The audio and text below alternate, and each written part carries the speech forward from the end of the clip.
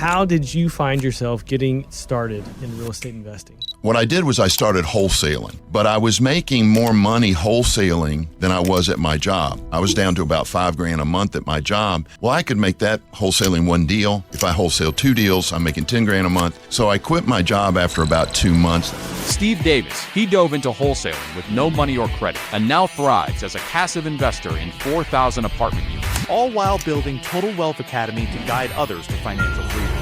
But this is a funny story. I didn't know what I was doing. I actually sold that apartment based off of comparable sales instead of NOI. I sold it for $350 using the NOI and cap rate formula. That thing was worth. Welcome, Rounders. So excited to have you on the show today.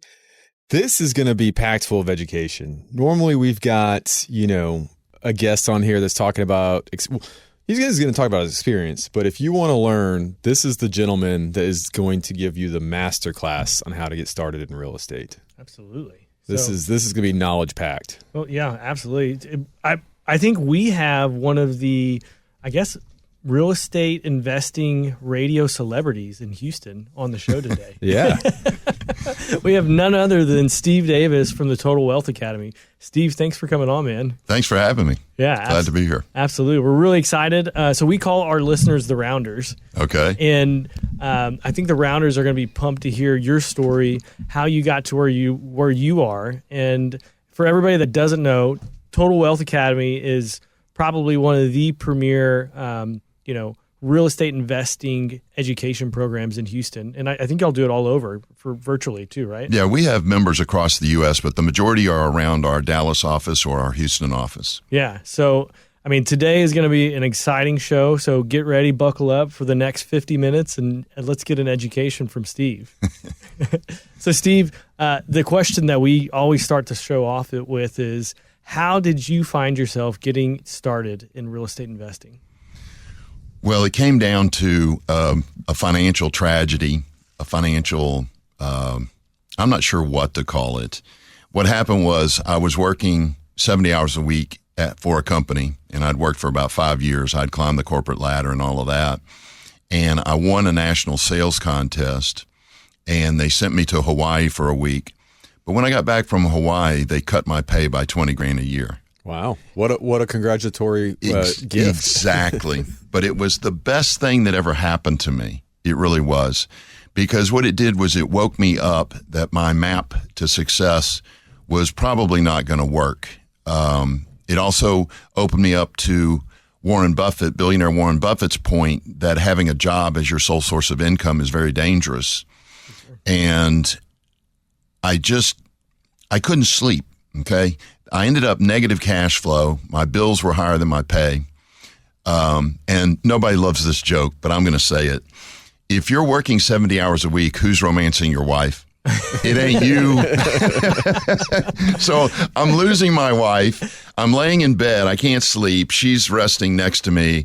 I'm losing my wife. I'm negative cash flow, so I can't sleep. And I'm up watching late night TV. Now, this was in the late 80s. Okay. And back then, there were infomercials on every single night. There you go. Carlton Sheets, Dave Delgado, Tommy Vu on how to build wealth with real estate. And what I did was I took my last credit cards and spent about $30,000 on every one of them I could get my hands on. Wow. I'll only give a sales pitch for one. That's Carlton Sheets. Carlton Sheets, phenomenal. He comes back even as the to this day. Tried and true original kind of educator guru guy. Yeah, to this day, I still use techniques that I learned from him. But within 2 months, what I did was I started wholesaling because I didn't have money or credit, so I couldn't flip or do rentals. And I started wholesaling, but I was making more money wholesaling than I was at my job. I was down to about $5,000 a month at my job. Well, I could make that wholesaling one deal. If I wholesale two deals, I'm making $10,000 a month. So I quit my job after about 2 months. That may have been a little crazy, but it worked because it saved my marriage, saved me mentally. Working 70 hours a week, a warning to everybody doing that, is not good for you. It is health-wise not good for you. It's not good for your life, your relationships, anything. Yeah, you get unbalanced.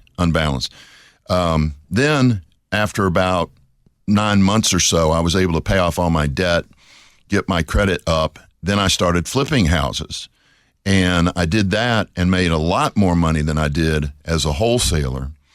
At the end of the third year, I had a mentor teach me how to run and manage single-family rentals.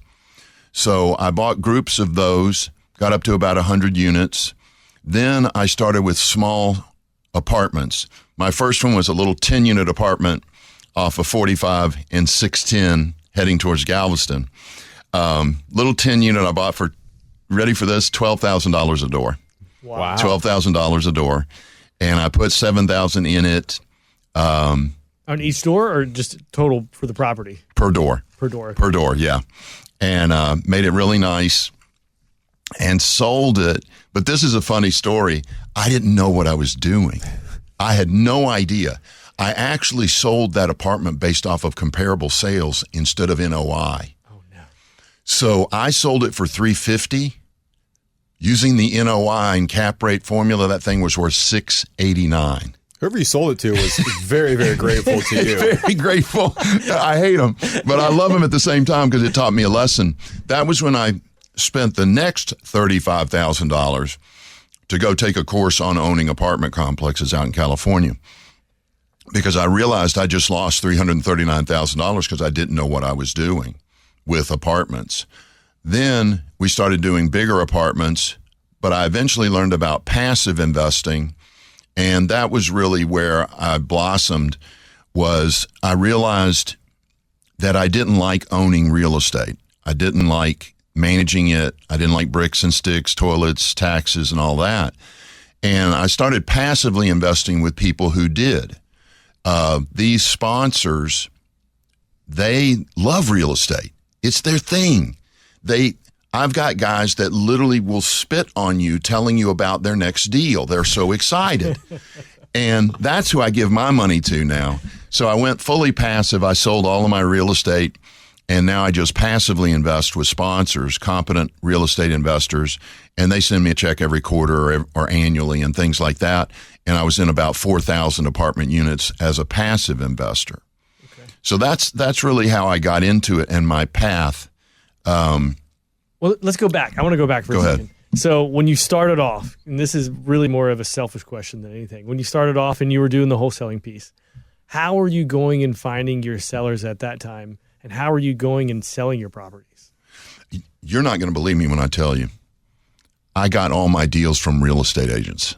Really? What I did was Carlton Sheets, line up 20 agents. I lined up 20 listing agents. And they knew that I could do deals that they couldn't do because, you know, a beat up property won't qualify for a conventional mortgage. Well, I had investors with cash and hard money loans, so they could find me beat up properties, put them in their pocket, and call me. They would put them in their pocket for 72 hours. Before that 72 hours was up, I already had it under contract. So I found it mostly from and other wholesalers. Most of them I found from realtors. But see, there's another question which you're about to ask. Where'd you find the buyers? Yeah. Where'd you find the buyers? I joined a real estate investor club. Okay. And what I did was, that was the first thing that I did, is I lined up a group of about 40 buyers. I knew what they were interested in, which part of town and things like that. But I would call all of them. As soon as I found a deal, I just grabbed it in alphabetical order. You want it? No. You want it? No. You want it? No. You want it? No. You want it? Yes. Great. Done deal. And never got to the end. I can tell you that. Never got to the last. Whoever's last name is at the end of the alphabet. Sorry about that. Sorry about that. I didn't even think about that. That wasn't very fair. That's awesome. But yeah, build your buyers list first. If you're going to wholesale, build your buyers list first, then look for deals. So many people come to me with deals, and I'm like, but you don't have a buyer. And you've got 3 days, or you got 7 days to get this deal done. How are you going to find a buyer? Yeah. Get your buyers first, because the deals will sell if you got a list of buyers. It's true. And usually the deals, when it's a deal, you have to move on it quick. Yeah. Those people don't need money, 5 days from now or a week from now. They needed money a week ago. That's exactly right. And so they need you to perform quick. Yeah. That's exactly it. Okay, so I want to go back. You were wholesaling, then you started flipping, and then you move into apartments, or you do single family first. Yeah, single family rentals. You did 100 single family rentals basically, and then you're like, okay, now I need to be a big boy and do apartments. You went and got the training out there. What did they teach you out there though that was so impactful that made you realize, wow, I did this wrong on this? Yeah, I think the NOI, the net operating income analysis of commercial property was the biggest thing that I learned. That, single family is based off of comparable sales. If you got a $350,000 house, you can add $50,000 worth of amenities and it's still a $350,000 house. Whereas with commercial, you can do that and actually raise the value of the property. So once I learned that the commercial property was based off of the income, and the higher you get the income, the more valuable that property is, that's the biggest lesson that I learned. The second biggest was you don't manage it like single family. Whereas with single family, you can be a little harsh with your tenants before they move in to let them know that you mean business. Man, with apartments, you got to be the sweet little bunny rabbit because there's so much competition. Everybody else is sweet as can be. You better be really nice when you're leasing apartments. It's just a different business model. So this is the warning to everybody. If you've got 20, 30 houses, do not get arrogant and go, ooh, I'll go buy a 10 or 20 unit. If I can run 30 houses, I can run a 20 unit apartment. No, they're totally different. Totally different. Different type of tenant. Absolutely. Different customer. Different customer. That you're serving. Okay, so you do that and you figure out that you didn't like to own the real estate. Why? Like, what exactly was it that broke the camel's back? What straw was it that broke the camel's back that you're like, this is not for me? Well, I was mentoring at a big company here in Houston, a really high quality company. And I realized that I loved teaching. When I would wake up in the morning and go, wow, I've got to spend the day at the apartment, I'd get up, go do it. But when I had to teach a class or do a podcast or do a radio show, I was fired up. So I realized that my purpose in life was to teach, but I want my money in real estate. I'm going to keep my money in real estate, but I want my time spent on teaching. Okay. So you're growing your wealth through real estate. Started teaching. So how early in your career, or how many years into your career were you that you figured out that teaching was the way for you? Probably about, there was 3, 5, about year 8. About year 8. Okay. Yeah. And so you were into apartments at that time? Yes. Pretty heavy? Mm-hmm. I imagine over this period of time of growing your portfolio and your business of wholesaling and flipping, you had grown a team around you. What did that look like for you on like a daily basis, and what did your team look like to get to those different stages? I leveraged myself, in other words, my team, which is another word for leverage. You've got to have a team. Life, and especially real estate investing, it's a team sport. But I had 20 real estate agents that knew me by name, knew what I wanted. I had 20 plus wholesalers, CPAs, attorneys. I had probably no less than 40 mentors.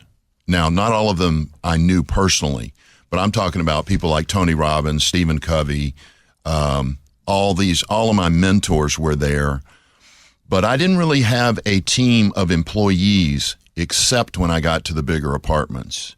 Then I had to have, full-time employees. And that I really didn't like. Did not like that at all. Not that I didn't like working with the people. It was just boring to me. Because this is probably vain to say, but I know that if I am proud of my piece of real estate, I can close anybody. Yeah. And when I was dealing with people that couldn't close, I was like, what are you doing? Do you not believe in your product? To me, that was rough. That was rough. So employing the leasing agents or the sales people? The leasing agents. Yeah. Trying to train the leasing agents was boring to me.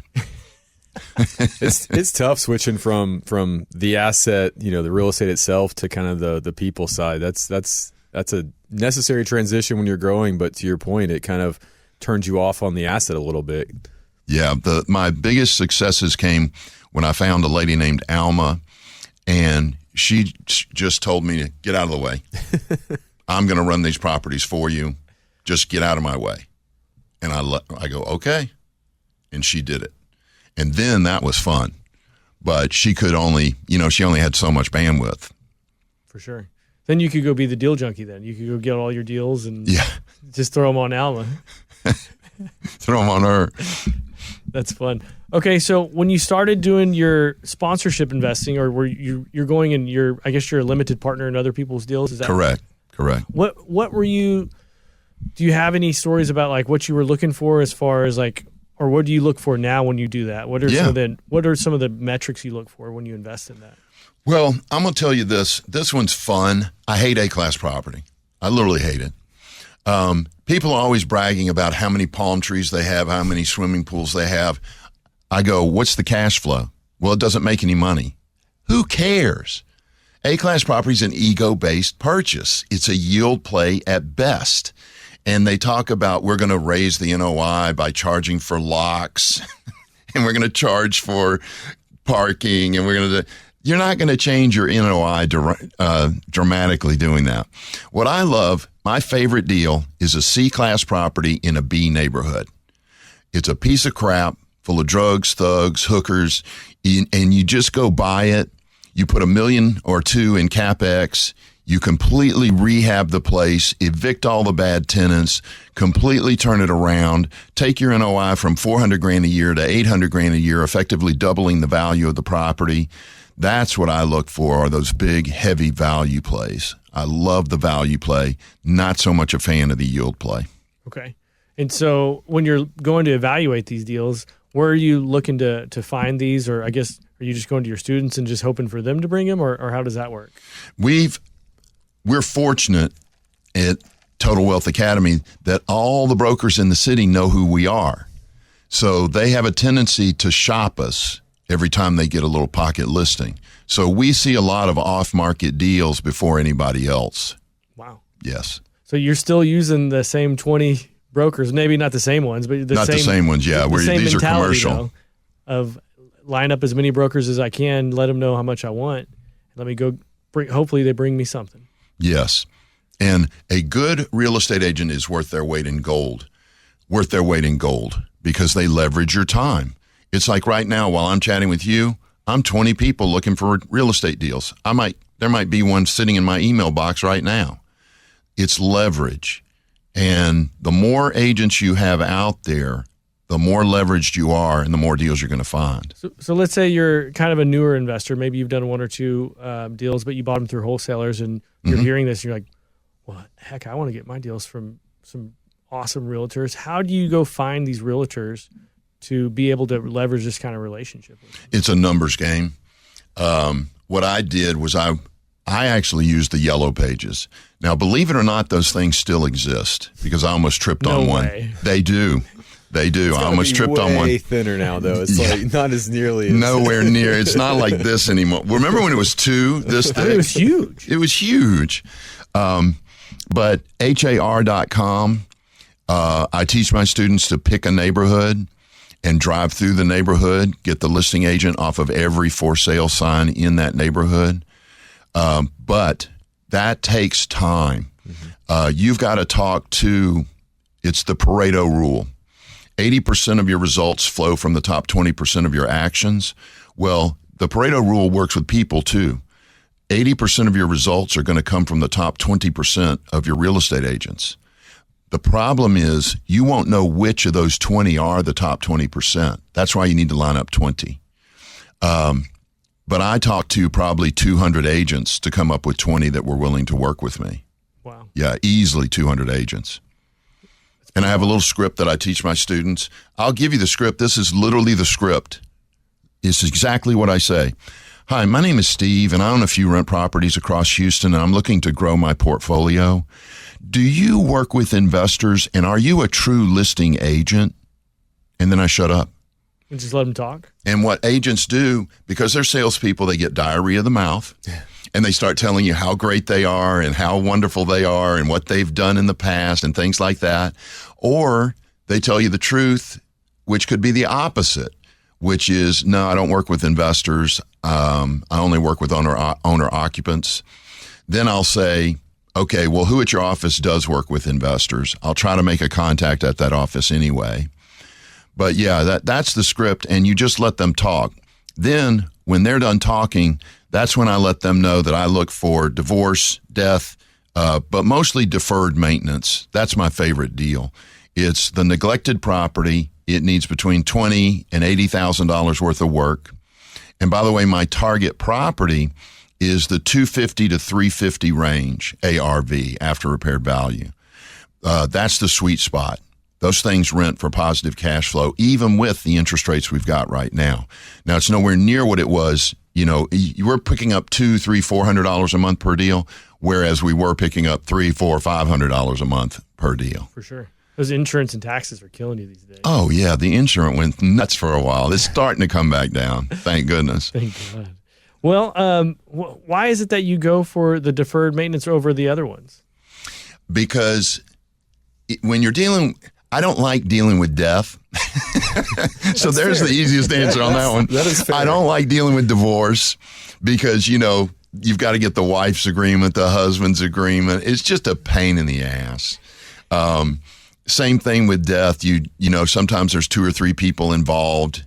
You know, the property was left to 2 or 3 people.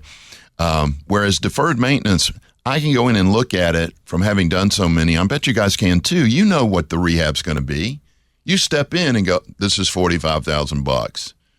And I can write that offer right then and there.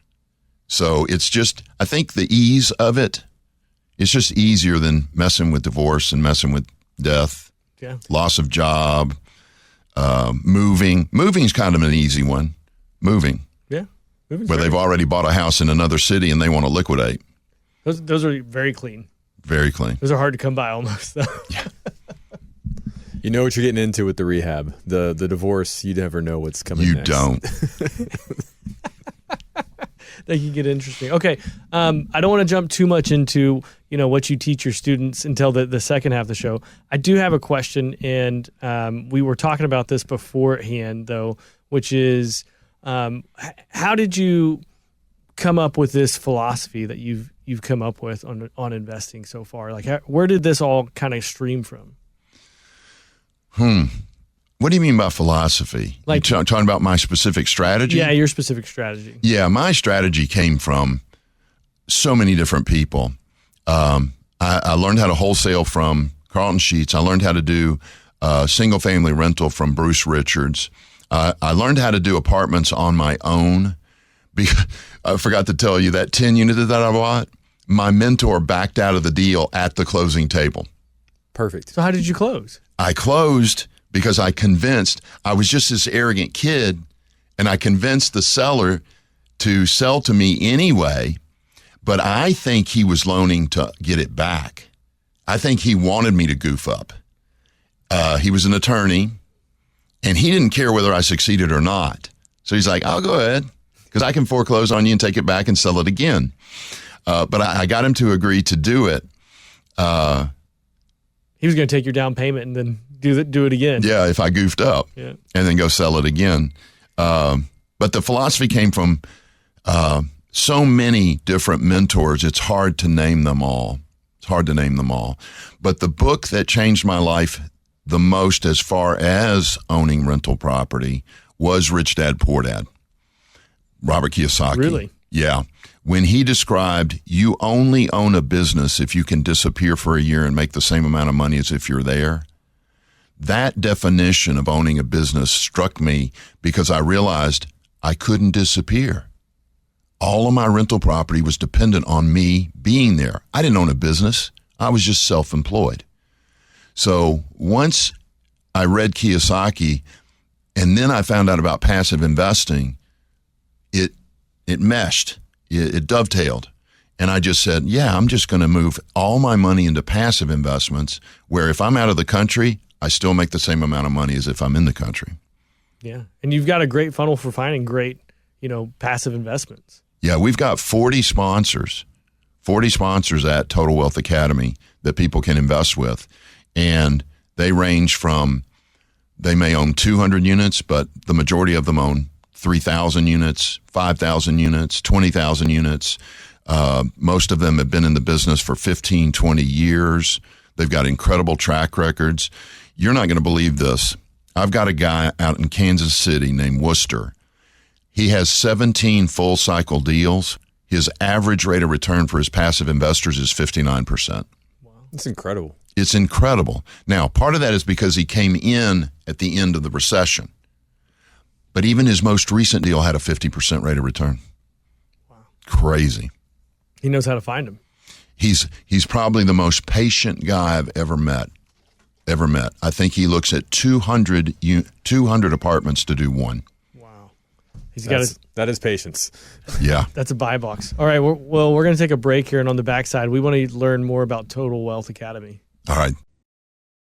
Welcome back, Rounders. We are sitting here with the enthusiasm of Steve sharing his story with us. This is great. I love hearing this. We want to get into what you're doing now and what your academy, Total Wealth Academy, is about. But before we dive into that, set up the timeline for us. You sold all your assets. You kind of moved into the education space. How did you start this? What did the beginning look like, and when was that? And kind of take us through what that timeline initially looked like. Okay, I think that my pay cut came in 89. So by 90, I was full on into real estate, but I wasn't an investor. I was just a flipper and a wholesaler. I hadn't started investing yet. Then at the end of my third year, that was when Bruce Richards came into my life, and he taught me how to run rental property. Then I was in that for about 5 years, then small multifamily for about 3 years. All in, for me to get from bad credit, no money, to being passively invested in 4,000 units, it was a 15-year period. 15 years. And I could have, if I'd have just had a little money, I could have saved, 10 years, maybe 13 years off of that. How? Because I could have gone directly to passive investing and skipped all those other things. Skipped the wholesaling, but I didn't have any money. A lot of people can skip. They've got, $200,000 in an IRA, $200,000 in a 401k, or $1 million somewhere. They can skip all that other stuff and go directly to passive investing. And create wealth that way. Correct. And is that part of something that you teach over at Total Wealth Academy? Yes, absolutely. Every person's different, but if a person has $50,000, $100,000, $200,000, they really need to go directly to passive investing. And why do you say that? Because if they go the other way, it's just a waste of time. In other words, if they say, well, I've got $50,000, I'm going to go buy 3 rent houses. Well, the ultimate goal and the final step is passive investing, because you eventually reach a point, sadly, that you can't work anymore. So you have to have passive income, because you're unhealthy, you're getting old, so why not start as close to the finish line as possible? If the finish line is passive investing, start as close to it as you can. Yeah. But what about the people who come in and who have, let's say they're in their 30s and only have like $20,000? Yeah, they should start with single family and turn that 20 into, I'm going to tell you right now, our average equity pickup on a single family house is over $40,000. Can you explain what that is? The equity pickup, the ARV and our all-in purchase price. Now, I want to be very clear. When I say all in, I'm including purchase price, rehab, closing, and holding costs. So everything is in this number. The example, I had a little house over on West Green out in Katy. I picked it up. It was worth about $210,000, $220,000. I was all in at $170,000. So I picked up the difference between that $210,000, we'll say $210,000, and the $170,000 is equity pickup. That's $40,000 of equity that my net worth went up $40,000 the instant I bought that house. And that's what's happening with the members. So if they've got, and our average down payment using hard money loans is about $15,000 per house. We did I'm going to brag. We did 11 zero down deals in July. We did 14 zero down deals, and by zero down, I'm talking $100, $200, things like that. I mean, just almost zero down. We did 14 or 15 of them last month. But the average, again, is 15. Some of them are even as high as $30,000 out of pocket, but those have massive cash flow. So you're still getting a hefty rate of return on your $30,000, plus you're picking up maybe $60,000 equity in a deal like that. Yeah, those are great. Those are amazing. So, I mean, since we've already started talking about like what's going on over at Total Wealth Academy, and we only have so much time on this radio show, what if you had to sum up what you teach over there in this amount of time? Like, what is something that our listeners could take away from what you teach over at Total Wealth Academy? I think that people need to stop blaming themselves for their financial position. Now, this sounds weird when I say it because we're supposed to all be personally responsible, but I'm telling you that the average person who is dissatisfied with their present financial position, it's not their fault, and I can prove it. We're all born, we all begin, and we'll call that home, and we want to get to success, peace, joy, love, wealth, health, happiness. And what happens is we're given a map to wealth, health, and happiness. And the map that we first get comes from our parents. And our parents give us a map, something like this. They say, work real hard in high school, do your best to get into college, work real hard in college, get a degree, get out, get a high-paying job with good benefits, work for 45 years, scrimping and saving in a 401k or IRA, retire at 65 and live off your savings. Map sound familiar? Oh, yeah. That's the map. That's the American dream. Yeah. Well, when you get to high school, guess what your high school teachers tell you? The same thing. When you get to college, what do your professors tell you? The same thing. Here's the problem. It doesn't work. 95% of Americans fail to successfully retire by age 65. 95%. And what people do is what I just mentioned. They blame themselves. And they say things like they're not smart enough. That's why they're not in the financial position they want to be in. So they'll go get another degree. The first degree didn't make them rich, but the second one will. That type of concept. Go get some new debt while they're at it, too. Go get new student loans. I didn't even think about that. Yeah. The second one they do is they blame they're not working hard enough. So they'll take a second job or go work 70 hours a week like I was trying to do. And then others will blame it on their motivation or whatever. But I'm telling you, all those things can possibly do is get you to the wrong place faster, because the problem is not with you. The problem is with the map. Guess where the people that taught you how to get to success have never been? Success. In other words, were your parents, high school teachers and college professors, multimillionaires? They weren't. See, they're struggling. They're living paycheck to paycheck, telling us how to get wealthy. It doesn't work. I'll give you one more example where people get desperate and they hire a thing called a financial planner. Well, all you have to do is Google, what does the average financial planner in the United States make? And you're going to find that they make $80,000 a year. And this is what people do. They go to the financial planner. If you've got a financial planner, you're listening to this and you got a financial planner, this is what you did. You went to that financial planner and said, hey, I know you don't make a lot of money. I know you're not rich. I know you're not retired. But can you teach me how to get rich and retire? They can't help you.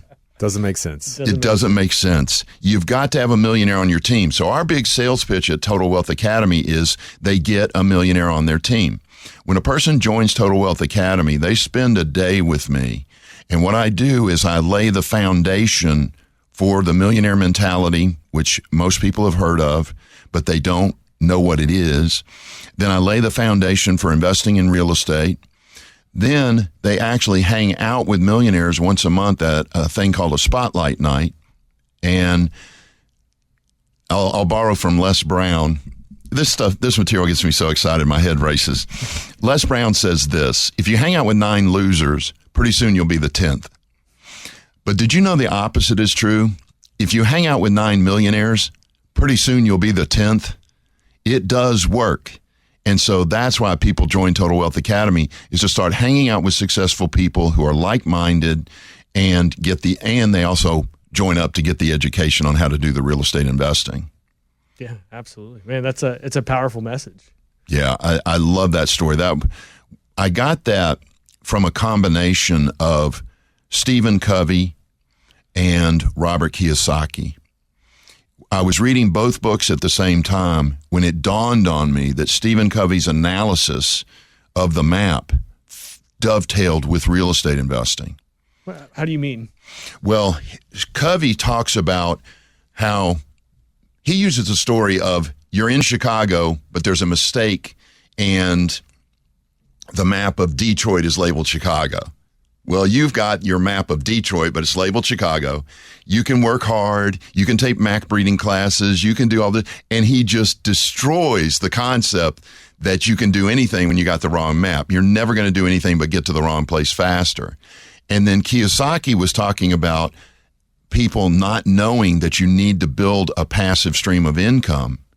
So to me, those dovetailed. Why are we not told to build a passive stream of income? Because our parents, high school teachers didn't know. They don't know. The rich teach their kids differently than the poor and middle class is another example.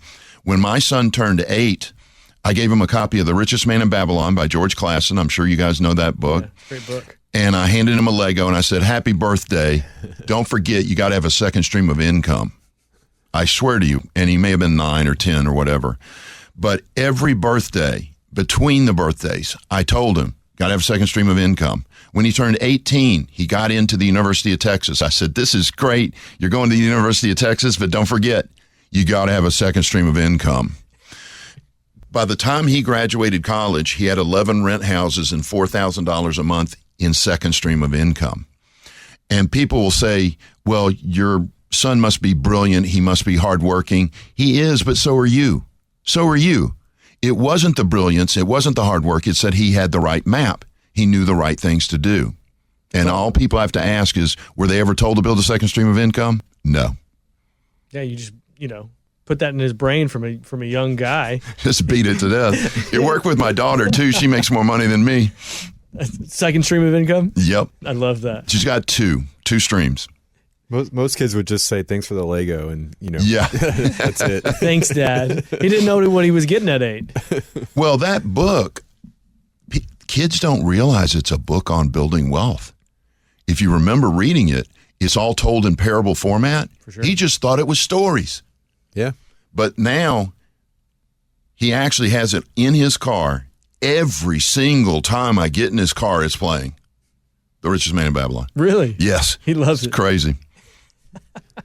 That's awesome. That's a great book. I was given that book as a college freshman by a buddy, and he's like, "Oh man, you should check out this book. I read this really interesting book," and he gave it to me. And man, the lessons in that book are awesome.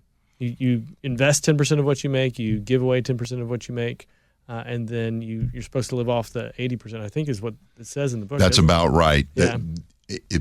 You can push it, depending on your income levels, to 70-30. Yeah. But yeah, 80-20. Absolutely. Yeah. Grant Cardone, some people either love him or hate him. I like him. But yeah, I mean, he's a very brash person. I think he's fun. But he says, he swears by this, he's like 40% of everything you make should be investing. He's like, if you're a high income earner, I agree with him. Yeah. Yeah. And he's like, you should scrimp and save whenever you're broke. He believes that you should do it then too. And he's like, man, you need to pull back your lifestyle. If your lifestyle is too much to be able to save 40%, then you should go live in the trailer park until you don't have to anymore.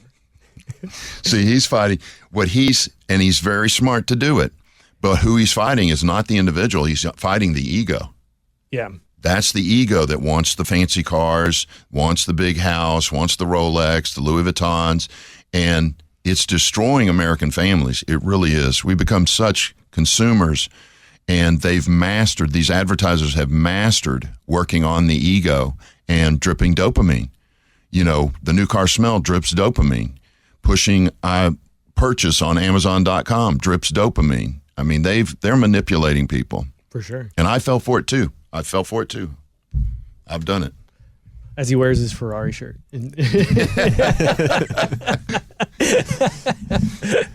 Oh man, I love it. Okay, so if somebody, is thinking like, oh wow, this guy is speaking some truth and it's hitting me hard, and what is somebody that is your normal person that comes and joins Total Wealth Academy? What do they look like? Well, they're all over the place. We have a lot of young people in their 20s and 30s that recognize that the workaday world is never going to get them where they want to be. But the majority of them are between 40 and 65 that just have realized that they've worked for 20 years. They're not in the financial position they want to be in. They want to make a change. That's the person that we can help the most.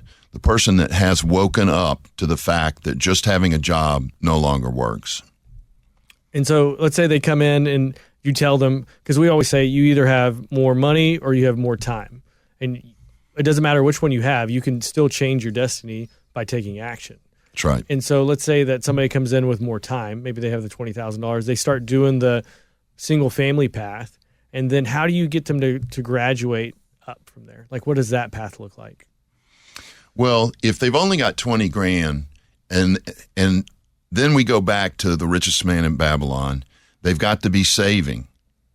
And there is a snowball effect where the more rent properties you buy, the faster you can buy more rent property.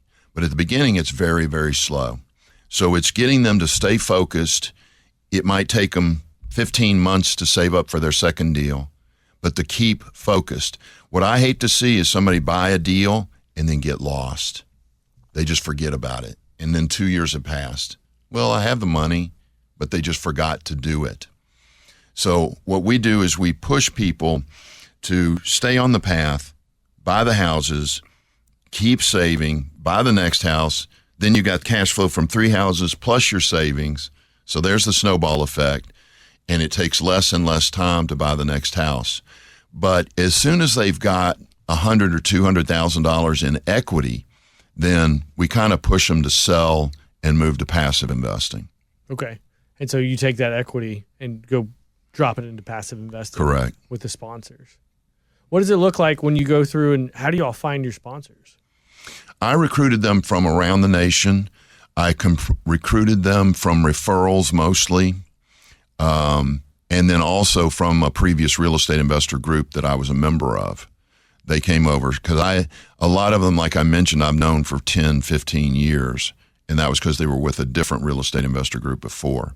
So they opted to come over with me. But the big boys, like my New York sponsors, my Kansas City sponsors, my Florida sponsors, those came by referral and a heck of a lot of research. I've even run credit and criminal reports on some of them, to make sure. But I've vetted them. So yeah, mostly referrals. You have to vet people. We were talking about this before the show. There's a lot of people in this business that seem great on the surface level, the cover. And then you start working with them or you start getting in bed with them, and a year or two later, you're like, whoa, wait a second. Yeah. This was not what I thought it was. A lot of salespeople in the industry, and whether they do it intentionally or not, they may just be bad operators. And, that's what you have to look out to, which is what you're vetting for, is seasoned operators that know how to do what they're doing. Yeah, that's a very good point. They can sell people to invest in them, and they can close, and they can raise capital, and they're great at it.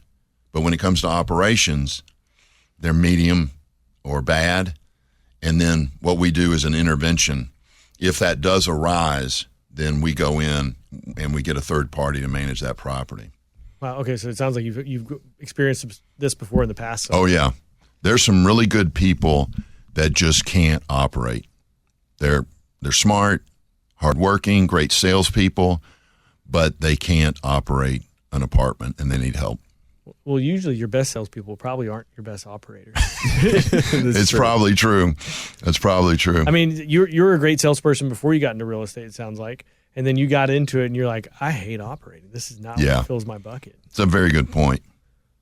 You got to have a little bit of sales ability, though, to be an operator, because everything is sales. You got to sell the bank on loaning you the money. You got to sell, your managers on the property, your leasing agents. You got to have a certain amount of sales. But if you don't have that business savvy ability to operate the deal, you're going to suffer, and you're going to need to turn that over to a third party as quickly as possible. Sure. Okay, so we're going to dive a little bit deeper because he and I are not really familiar with doing like limited partner deals and that kind of thing. So I'm genuinely curious. What does, your average sponsorship deal that you're talking about that people invest in, what does that look like, or what should it look like as far as like what they should be getting, like return on investment and targeting Sure. IRR, that kind of thing? Yeah, the IRR on most of our deals is between 20 and 30%, with the majority being in the low 20s. Then the cash-on-cash rate of return that you get annually can be anywhere from 6 to 12%.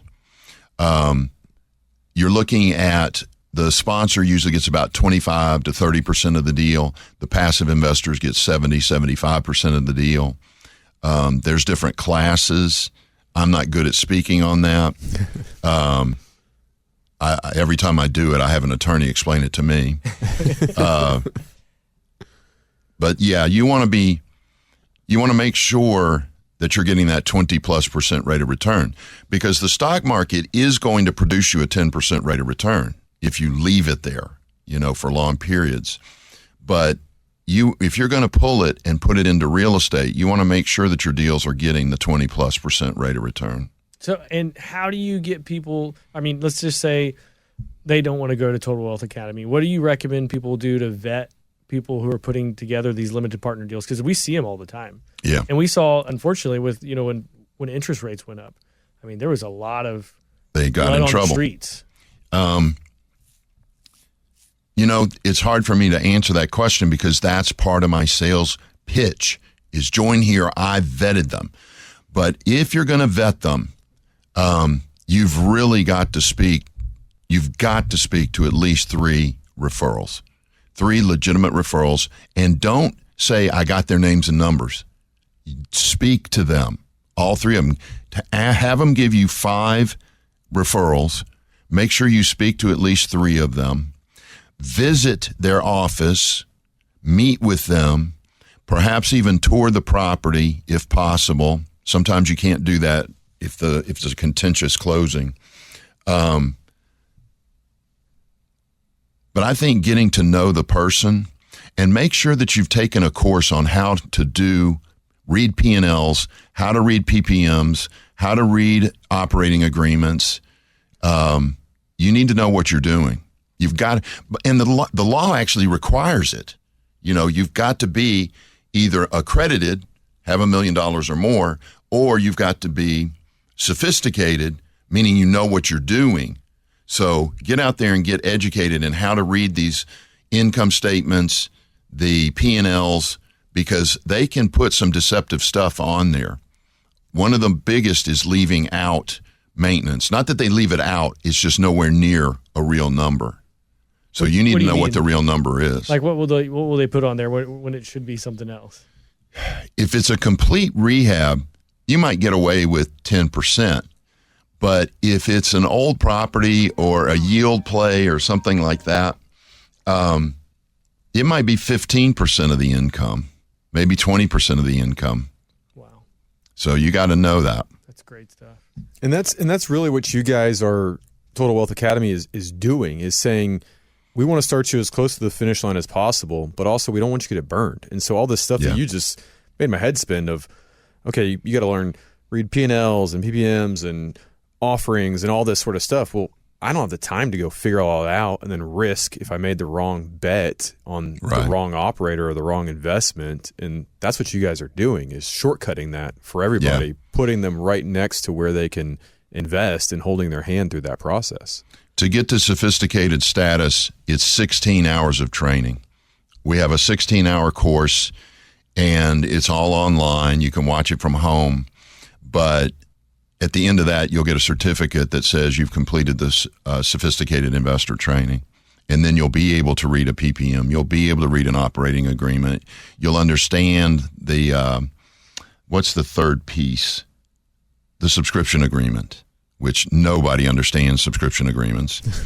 I gave my money, and then it's how do I get it back? Well, it's based on this waterfall. It's based on this, and exactly. You got to understand who's first in line and where you sit in the queue. Yep, that's awesome. Well, Steve, we're getting to the end of our show, man. I think you've left some powerful things for people who are listening to the show or watching the show to think about. If somebody wants to get in touch with you or join Total Wealth Academy, like how do they do that? The easiest and the most effective way is to attend our free sample class. It's about a 2-hour-long class, and that's a real time. You get there and you're done and out of there in 2 hours.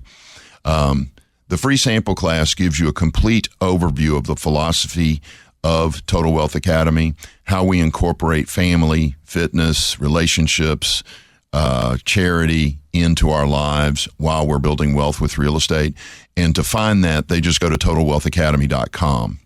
Awesome. So totalwealthacademy.com. Correct. Best place to find out how to get involved with Total Wealth Yeah. Academy. Click the free sample class there. You can watch it online or in one of our offices. Awesome. And then y'all are based here in Houston. Do y'all do any other meetups anywhere else? The only other live meetups we do are at our Dallas-Fort Worth office. Okay, cool. So you'll have another office there. Awesome, man. Well, we thank you so much for coming on the show. Thank you. This was fun. It was an honor to have you on here, and we really enjoyed it. So thank you so much. Thank you.